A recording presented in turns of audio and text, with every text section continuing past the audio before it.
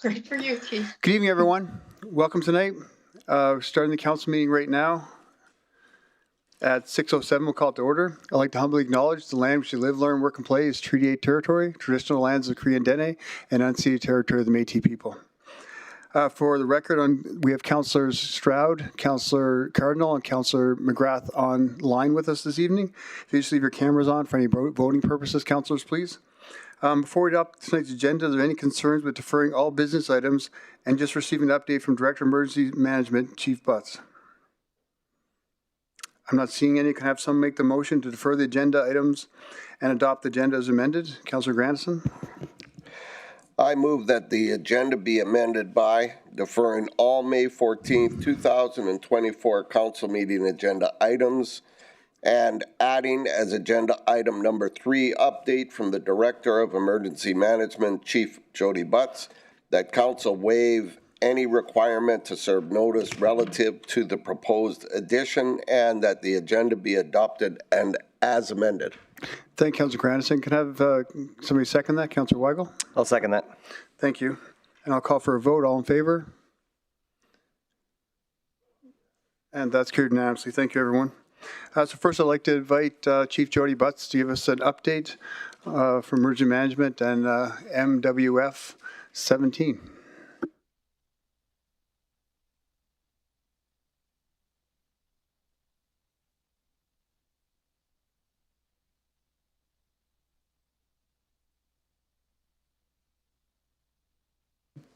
There we go. Good evening, Mayor and Council. I was hopeful to have a map here for you tonight, but didn't seem to get there. But I do have an update on, there we are. Look at that. For the record, my name is Regional Fire Chief Jody Butts, and I'm the Director of Emergency Management. And this evening, I provide you with an update of NWF 017, a wildfire just south of Fort McMurray. And I want to remind Council this emergency situation is very dynamic and it's fluid.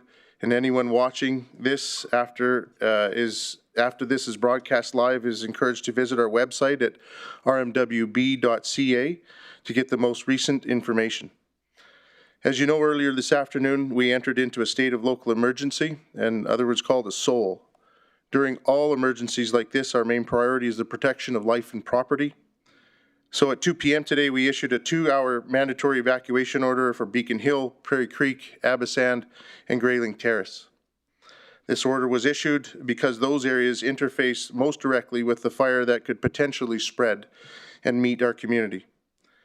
It's important to clear those areas of residents so that we can mobilize our resources, fight this fire, and defend these neighborhoods with the skilled firefighters that we have. We are very confident that we have the resources to defend these areas, but we need the people to move out of the way and out of harm's way. I'm pleased to say those areas have been cleared. We do have a plan for people returning from work for shift change so that they can get their personal items and then be evacuated along with their neighbors. The Regional Emergency Services equipment and from our industry partners are being moved into those areas. As we shared at the time of the order, all evacuees should register online through the My Alberta Emergency Registration System. And those who are in need of accommodation or support should report to the Parkland 2 Hotel, the registration center in Lac La Biche. Evacuees are encouraged to leave Fort McMurray, but may remain in other neighborhoods if they wish. I will also want to note that if you live in an area not under an evacuation order, please allow these other communities to evacuate first. It's important that we approach this in a safe and orderly and respectful manner, and I'm pleased to say that that's what we've been witnessing out there as we speak. I've shared a lot of information in our residents. You can find everything I've spoken on our website at rmwb.ca/alerts. And please follow our social media channels. It's critical that you follow trusted resources for accurate information. When we have information and it's safe to share, we'll share it with you. From a fire status perspective, as I said, this is very fluid and we've witnessed extreme fire behavior.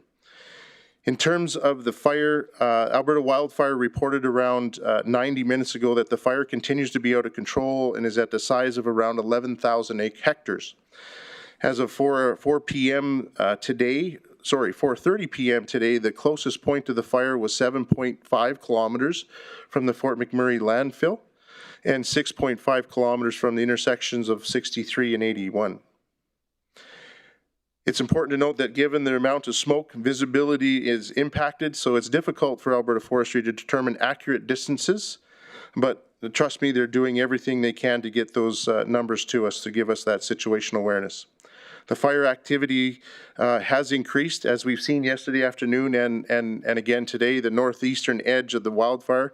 It's being driven by winds out of the southwest. Firefighters have been pulled. I should clarify, the forestry firefighters have been pulled from those fire lines for safety reasons earlier today, just due to the extreme fire behavior. Helicopters, air tankers are dropping water on the active edges of the fire, and Alberta Forestry has about 14 of those helicopters currently assigned to the wildfire. From the Regional Emergency Services perspective, as I mentioned earlier, we're setting up defensive lines in the the evacuated areas, along with our mutual aid partners. We are well resourced, and we are going to be ready when that fire does reach the community. So I know this is an extremely stressful situation, but I want to assure everyone that this fire activity is very different from that of 2016 Horse River wildfire. We've had an abundance of resources, and we are well positioned to respond to this situation. We have done a significant amount of wildfire mitigation and vegetation management work, particularly through our Fire Smart program that you, of Council, have supported, and we're well positioned to defend our communities as such. I also want to acknowledge the hardworking staff in the field, including the Regional Emergency Services firefighters, the Alberta Wildfire, our mutual aid industry partners, and all of the staff in the Regional Emergency Coordination Center. That team has truly lifted mountains today. It has been a huge collaborative effort for all these people supportive of this activation, and as the DEM, I'm very grateful for this, and for that, it concludes my update, and happy to take any questions. Hopefully I can answer. Thank you, Chief Butts. Quick question to start. Can you explain the difference between, as we looked at in the horizon this afternoon, it looked for the community very similar to 2016. Can you explain the difference between the fire of 2016 and the fire we're experiencing now? Yeah, through the chair to Mayor Bowman, very good question, and I keep mentioning it, and I'm happy to explain it again. Prior to yesterday, we were unsure of how that the previous burn in 2016 was going to react to the fire, but late yesterday afternoon, we seen the smoke columns pop up, so it turned very active. And then today, the fire behavior was I guess extreme. It would be the correct definition. In 2016, it had I guess the fuel type was the spruce trees, and we call that a C6 type of fuel, where it's if you've ever burnt a spruce tree, it actually adds fuel to the fire. And then big raging crown fires is what occurred in 16. That's not the case this year in that old burn that we're witnessing here as we speak. The fire in 2016, the dead and the downed trees are now intertangled on the ground, and it's opened up the canopy and allowed for dry cured grass to grow. And so this is surface fires, and this surface fire mixed in with some muskeg is really generating a lot of smoke. And so that's what we're seeing here as a community just south. And so that's the biggest difference. It's not going to be a crown fire. This is surface fire, although dry conditions and the fire behavior is extreme and difficult to control. Thank you, Chief. Councillor Boussier. Yeah, thank you, Mayor. Through the chair to Chief Butts. Jody, just reflecting on 2016's wildfire, you were obviously part of the team and maybe in a different role. Can you explain the difference in when we look at the equipment and the men and women we have working on this fire compared to the last fire? Because I know Council and I think the province and a lot of us took a lot of heat, not heat necessarily, but criticism for maybe being late to the fire or late to the game. I'm assuming this year is much different. We went at it a little bit harder, sooner, faster. Is it safe to say? Yeah, through the chair to Councillor Bousset.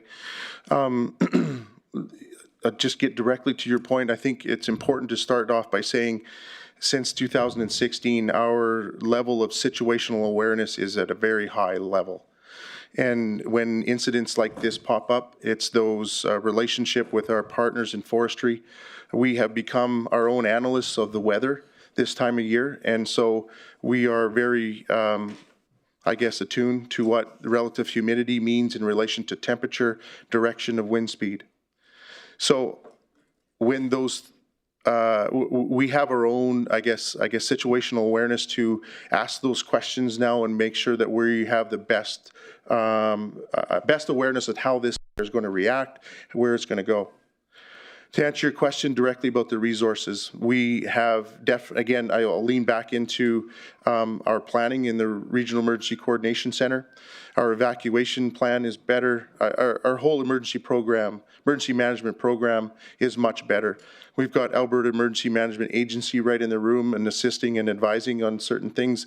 We are unified command with forestry, so those resources are shared with a common goal.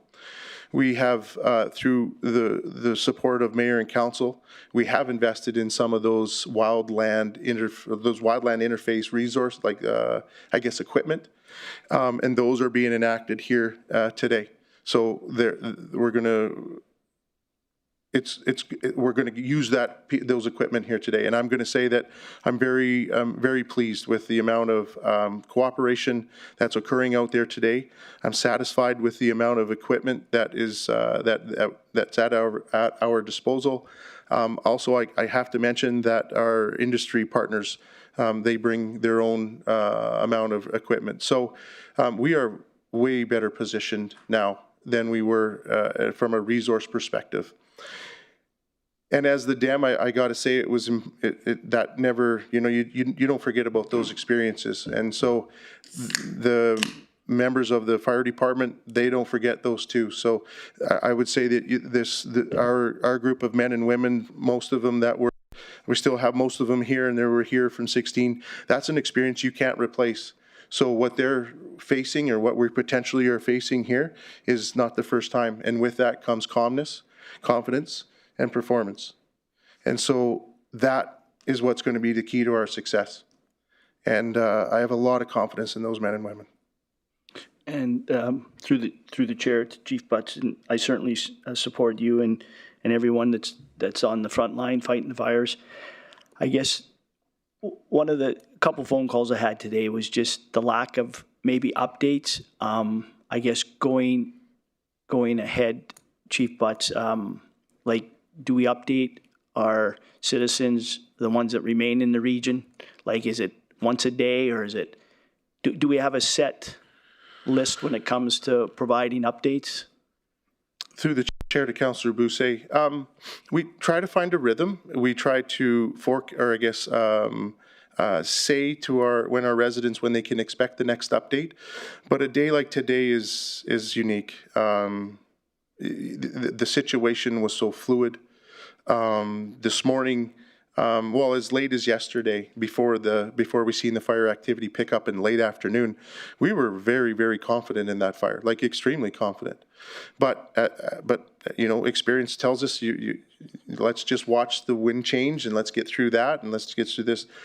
I kind of lost my thought there, but. Just curious, some of the folks that called were just wondering why there wasn't more updates or more information available on the fire. Yeah, and fair enough. And I'm not going to make an excuse. I can only offer the reality of making in those positions and making that decision. You're receiving the information from forestry. You're also cognizant of the impact of what those decisions of an evacuation means on our community. But ultimately, it comes down to safety of our residents and allowing enough time, as we learned, allowing enough time for them to safely and safely evacuate in a organized fashion, which is what we've seen here today. There was, the roads were full, but my understanding from what I hear from the field observers that everything was going along quite well. That was my goal, was to make sure that we had enough time for get the residents removed from those areas so we can get those defenses in there. I know we have we got a full comms team in the Regional Coordination Center, and it's a matter of gathering all that information, trying to get it as accurate as possible. We make every effort to communicate to our residents as needed, and today needed more than just a single update in the morning. And obviously there's going to be, I understand, one more update tonight.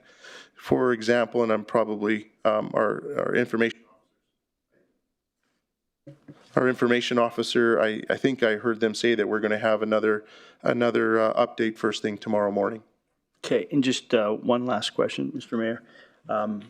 Having been here in 16, and you were obviously here as well, and I guess the fact that currently there's people still residing in the region. In 16, obviously, at one time, most, if not the entire region, were evacuated. I guess my question is to you is, as a council and the citizens that still remain, what can we do, or what shouldn't we do, Jody, to get in your way or avoid, or like what I guess my question is, what would you like to see from council and the citizens that still remain in the region? Yeah, thank you for that question through the chair to Councillor Bousset. It's a very good question, and it gives me an opportunity to speak to our residents. As we witnessed today, we had to take neighborhoods and ask them to evacuate for the sole purpose that they were that interface piece that the fire could encroach on their neighborhood. They were the most at risk. And other residents in other neighborhoods, please understand that that's done that is strategic. It's done based on good factual information, and we don't want the whole entire city to evacuate. I don't want to evacuate anyone else, and so but the fire is going to be the fire, and we're going to need to react accordingly.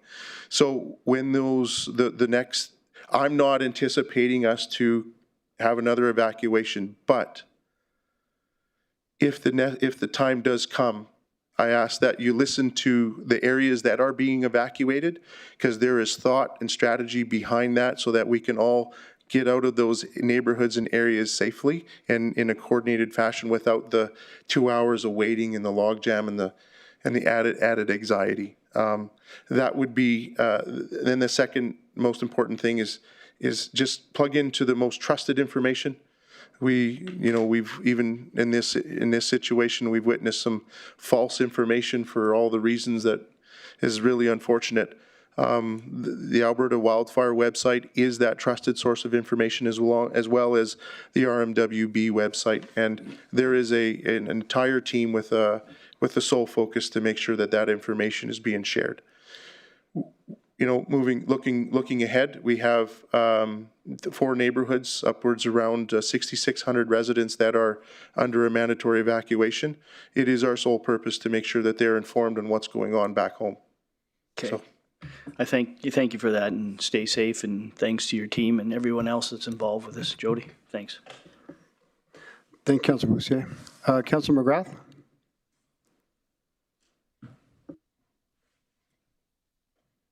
Thank you, through the chair.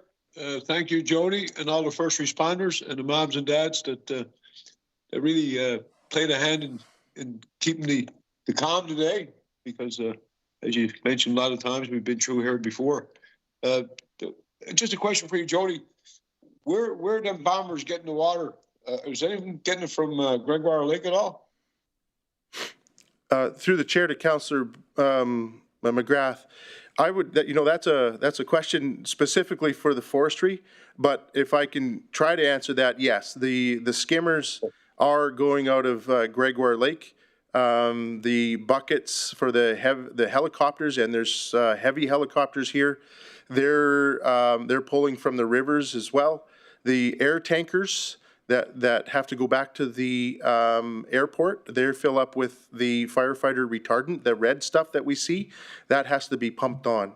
And if I may just add on, you know, the new, I wouldn't say new technology, but the new strategy to fight fire at night, the province, the forestry has adopted.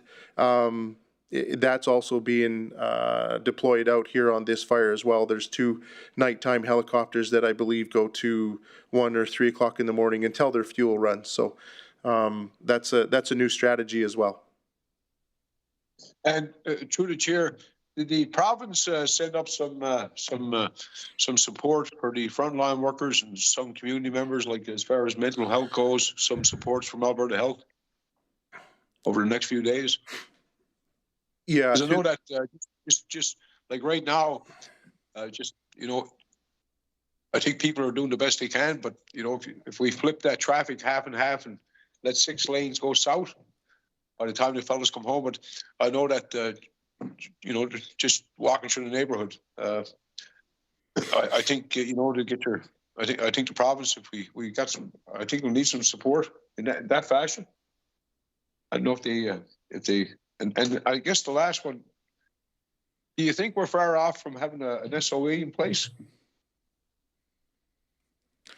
Through the chair to Councillor McGrath, I can say firsthand that yes, those social supports are being, I guess, ramped up and brought. And Alberta Health Services, they are part of the conversation. So that is part of the conversation that's happening. And the what do you mean by an SOA? Or I'm sorry, like a state of emergency where you have local ownership. Yes, we issued a state of local emergency today around 2 o'clock, I believe. Okay. I appreciate, Jody, what you and your team are doing, and you know, just a lot of people, you know, especially like you look around the table and some of you guys lost your homes and lots of crews, so it's not, it's a very delicate situation, and I appreciate the input that you guys are doing. Thank you, Councillor McGrath. Councillor Banjoko. Thank you, Mr. Mayor. Thank you, Fire Chief, for all the good works, and I can imagine your last few days have been challenging. Thank you. In the unlikely event and undesirable event that we have to evacuate more people in the region, I'm just wondering if there are alternate routes that we can share, or everybody has to still file through Highway 63.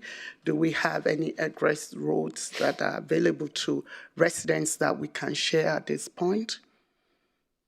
Through the chair to Councillor Banjoko, no, we eventually have to make our way to Highway 63, whether it's to go north or to go south. I would, I want to say that our preference is to go south. And that's where we directed everyone here today and in those neighborhoods to head south. Okay.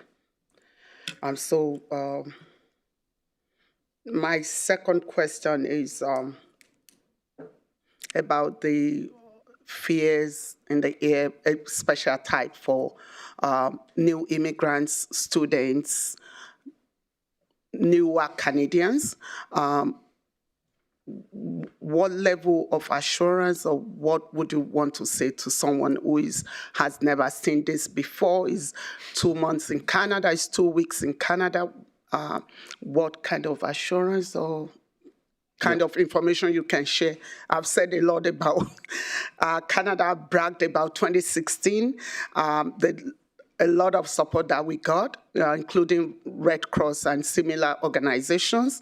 Are we to expect such, so that I don't over brag about Canada? What can you say if I were to be a new Yeah, through the chair to Councillor Banjoko. First thing I would say, well, welcome to Wood Buffalo.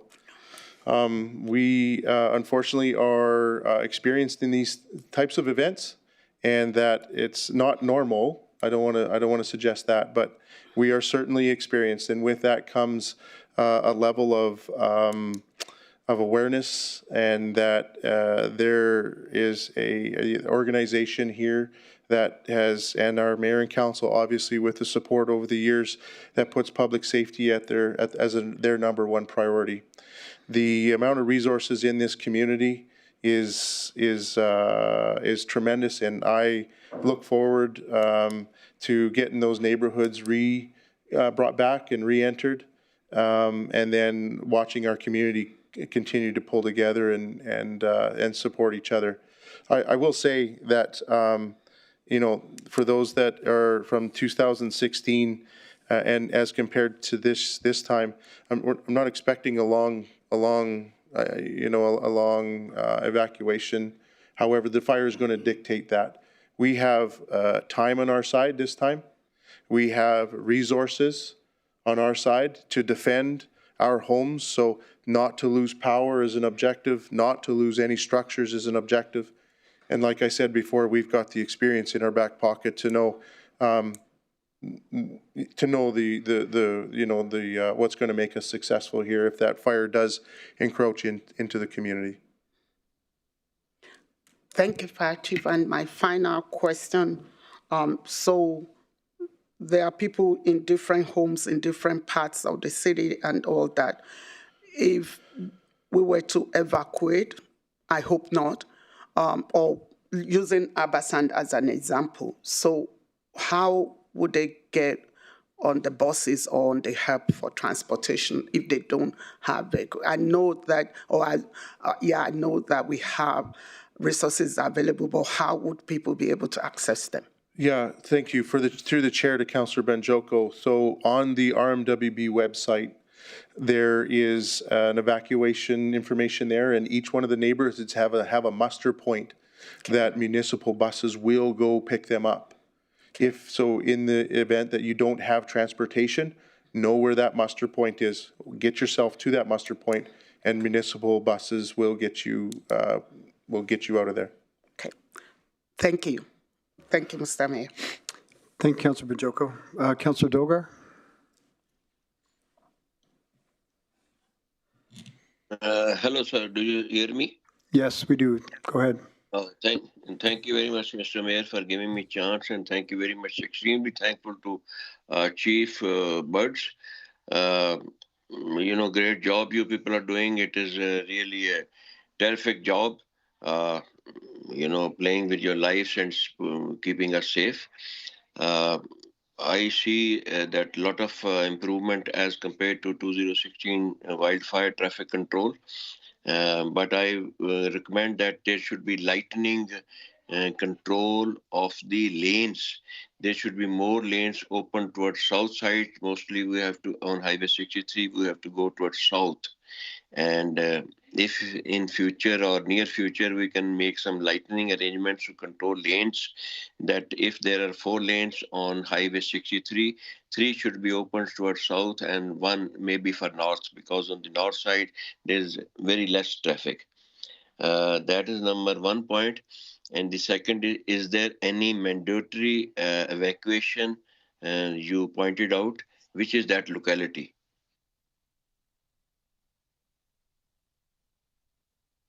Through the chair to Councillor Dogar, could you repeat your question again, please? Mandatory evacuation. Is there any locality earmarked for that? I think I understand your question. Is on a mandatory evacuation, is there any earmarks for that and any decision points? Am I correct? Correct. There's a multitude of decisions that come into play there, and I certainly don't persist to say that I have them all to myself. It's a collaboration of many viewpoints. Like I said, the first priority is public safety and the safety of our residents. Then the property is to follow, and based on, in this situation, a wildfire, which is our number 1 hazard. We had good information to suggest that the fire was on its way to Fort McMurray, and so we then made that decision. Yes, is there certain points, distances that we get to? There certainly is, but as I said, those situations are fluid, and weather, fuel type, conditions. It's all plays in suppression efforts. It all plays into those factors. Thank you, Chief. One question, one suggestion, that as a councillor, I'm getting strength from your voice and conversation. I would appreciate if you relay such like messages on radio by yourself or Mr. Mayor also. That would give a lot of strength to the community. Am I clear, sir?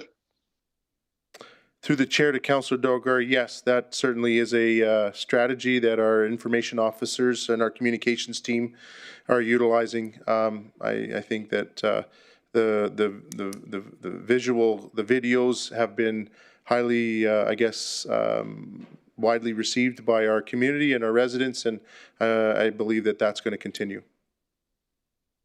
Thank you.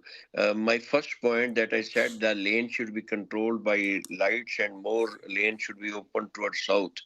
Could you follow this point? Through the chair to Councillor Dogar, we're in fact, we are in the middle. We have begun a traffic safety plan. It is not complete. It does include, if we needed to, use all 4 lanes in a southerly direction. However, it's not complete, and when I say not complete, it's not communicated to those men and women out there that are providing that traffic direction. So, yeah, we didn't have it ready to go. However, I will say that we were evacuating 4 neighborhoods, and with those neighborhoods, our estimated population was around 6,600 people. That's if everybody was home. And so we, calculated that, the 2 lanes headed south. I would suggest, though, that in the future, in addition to our emergency management program, will include such a traffic plan. Okay, thank you. One point more, that at times once the residents are in the line and traffic is extremely slow or stopped at also certain points, and maybe today I was for 2 hours waiting and going very slow. Sometimes one remember that my pet is in my home or my family member is left back or something, or somebody wants to make a U-turn. So the curve should be such a way that if somebody wants to get out of the line and make a U-turn and go back to his residence back and to pick up somebody or something, very, very precious thing, the curve should be designed in that way. So probably, did I made my point clear to you, sir? I think I understood that, Councillor Dogar, although that's infrastructure that we're given to work with, to create abilities for U-turns, I'm sure. That's hard for me to comment on. Okay, but duly noted. Thank you, sir. Appreciate your work. Thank you, Councillor Dogar. Councillor Stroud?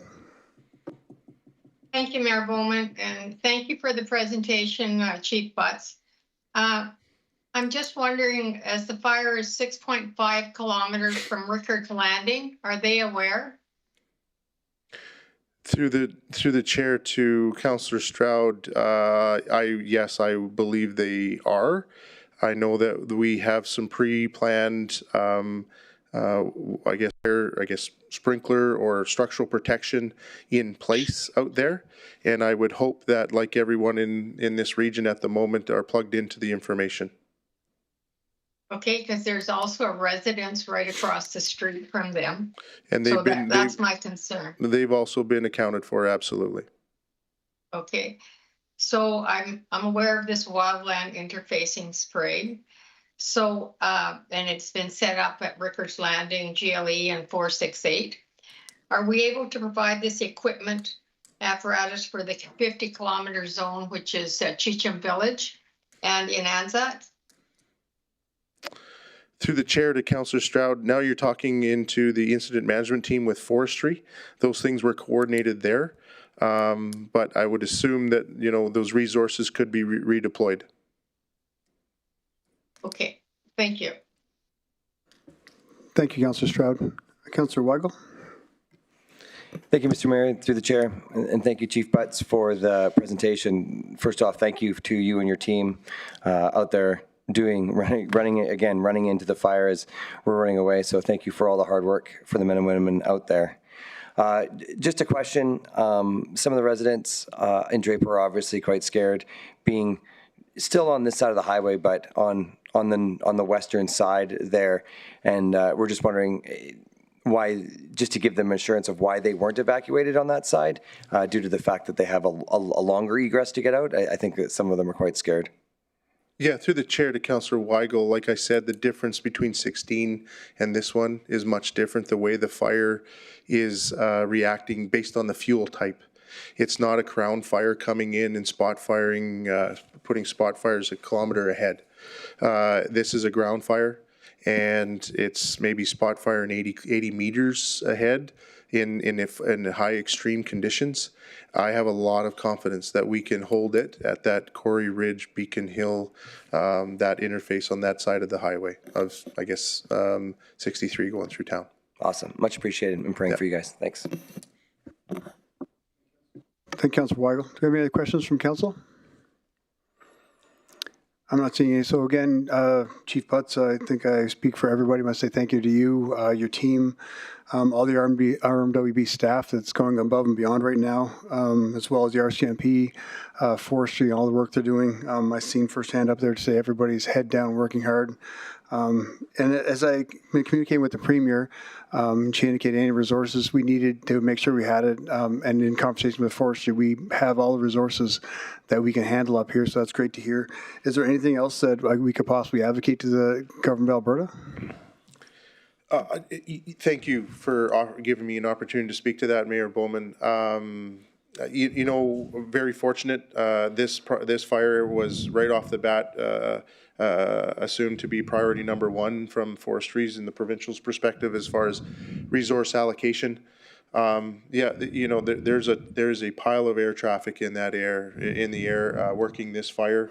And, you know, at some point it just gets too much and it gets to be unsafe. So I want to make that point very clear. I'll leave you with this. And Mayor, you and I have had this conversation. I think it's important to recognize that we're busy focused on this fire. We don't need any more. And so, you know, that it takes a ministerial order to increase from fire restrictions to fire bans and OHVs just until we get out of this very dry condition that we're in. That it would be very detrimental. Well, yeah, it would be very detrimental if we had another fire start and another fire start. It just thins out our resources. Thanks, Chief Butts. And with that, actually, I know it's premature, but I have spoken to the Premier and Minister Lowen, and we do have a fire ban and an OHV restriction on now, or OHV and fire ban on right now. It will be, I guess, official tomorrow morning. Okay. But in speaking with the Premier and Minister Lowen, they've made that official. And also just being up there today, Fire L5, we've seen a lot of industry vehicles driving by, giant Sherpas, giant machines. I don't even know the name of them, but they all had Syncrude and Suncor, yep, and every industry partner we have in the region there. So it's great to see everybody coming, yep, together to fight this. So thank you for everything you do. Thanks for everything that the community's been involved with. And I think Councillor McGrath has a final question. Councillor McGrath? Yeah, you bet. Sorry, through the chair, Mr. Mayor, I did have my hand up, and I'm sorry. Just two questions, Jody. Has there been any talk of a backburn or extending the fire guard over to the east? Do we put in 97? Yeah, through the chair to Councillor McGrath. Again, those are tactical decisions made by forestry. I have not. They're definitely using ignition tactics to manage this fire. To speak to what you had mentioned specifically, I haven't heard that with my ears, but know that they are using every trick in the book. Every trick in the book, and one of those are using ignition to steer this fire away from town. Yeah. I certainly appreciate it, because I think we have a councillor that's a rep on that emergency committee. And one last question, just because we're coming on to the eve of the night, we probably have about 15,000, I guess, coming from the plant sites. Is there like the Alberta rep on the REACT team? Would they consider like taking them like fluid haulers off 881 for the, for 10 hours, just let the residents get to where they're going safely? Because it's a narrow highway in some spots. Yeah, through the chair to Councillor McGrath, I'll certainly take that. And it's unfortunate, but then on the good side of this, we are when we activate the Regional Coordination Center, we have access to a lot of different areas of government and organizations, and so I will pass that along. It's a very reasonable request. And that's the only reason why I bring it up, Jody. I know that you guys do a great job, and as your elected officials, we're here to support you. And I commend you that nobody should have to go through this once, never alone, say a couple of times. And I don't think I'm with you. I don't think this is bad, but we take our education away and we'll work together, and appreciate what you're doing. Yeah, I'll say just final, and we are certainly the level of collaboration out there is it's remarkable, and even all the way down to our residents getting out of town, helping each other out. It's remarkable. Right, and I mean, the quickest way to ask you that question, I guess, is because I think it's something that could be done, like literally right after Highway 55, as far as them trucks go, because yourself, just it's not just them 4 areas going to take a trip to get their kids out. So appreciate everything you're doing. Thank you. God bless you. Thank you, Councillor McGrath. And I think you mentioned a good point as well, and with Chief Butts, that thank also to Lac-La-Biche for stepping up to help us out. Mayor Powell and his council down there helping out with the evacuation there of our residents. Councillor Stroud? Thank you, Mayor Bowman. Chief Butts, I just have one more question. Are you aware if Forestry will be putting on their website in regards to the OHB and the fire ban tomorrow? Through the chair to Councillor Stroud, yes, I'm 100% confident that they will be doing that. Yeah, that would be normal practice. Okay, thank you. And great question, Councillor Stroud. As they said, it would be tomorrow, but I did tell them because of the situation, I would be letting everyone know today. But thank you. Councillor Dogar, did you have a question? Yes, yes, I have a question. Do you hear me, sir? Yes, we can hear you. Thank you very much, Mr. Mayor, for giving me chance once again. First of all, I appreciate, Mr. Mayor, your remaining in touch with us and apprising us of the latest situation so that we could inform our residents also. My little question to the chief is, would you appreciate coming, allowing elected people, councillor, to visit the coordination center control room, that we could also speak to your people who are working in a very stressful environment? Is it possible? Through the chair to Councillor Dogar, obviously, we're always welcome, but I think we have to let the folks do the work that there's asked of them at the moment. There's a lot of pressure they're under, and respectfully, there's a bit of a distraction that occurs when that happens, and I've seen it before, but something we can talk about as a possibility. Thank you very much.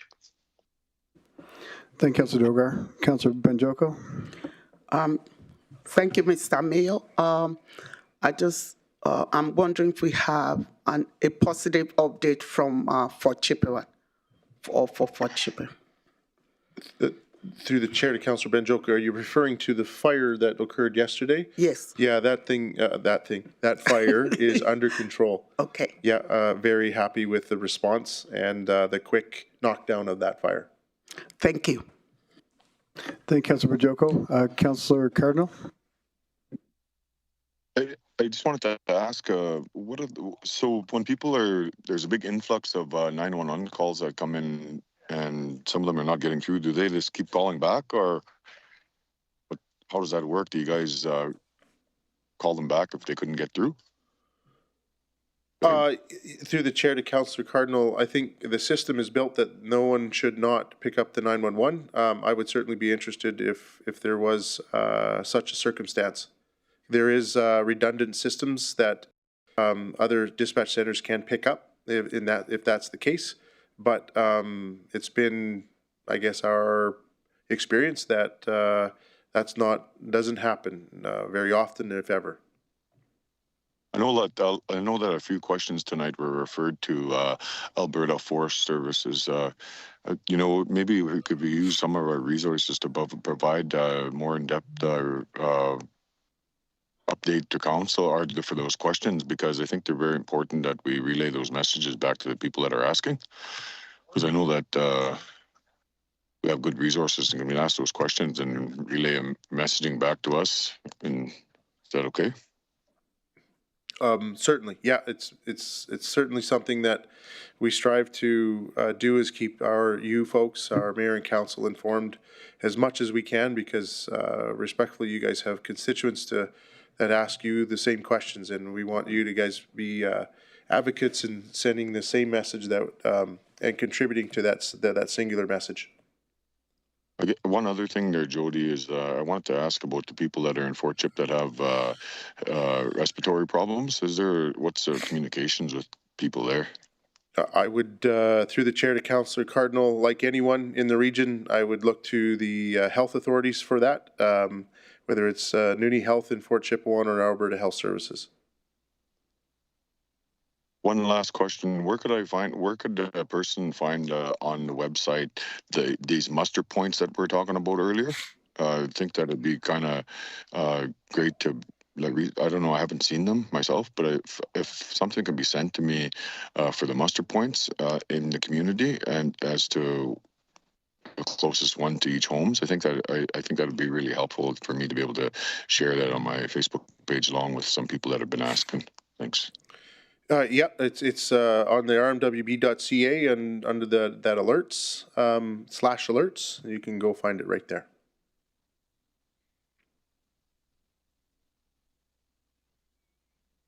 You're on mute there, Councillor Cardinal. Oh, sorry about that. Yeah, thanks, Jody. Thank you for you guys' hard work. Have a good night. Thank you, Councillor Cardinal. If there's any other questions from council? I'm not seeing any. So again, thank you, Chief. And we'll see you bright and early tomorrow morning. And we'll look forward to an update this evening. Mayor Bowman. Yes. Oh, shoot. Did we get our evac checks? You've got a bison in the background you might want to watch out for. Okay, well, thank you, everyone, for joining us tonight. Stay safe. Keep in contact with your friends and family, and make sure everyone's okay. And I wish a happy birthday to Councillor Boussier as well as my mom today.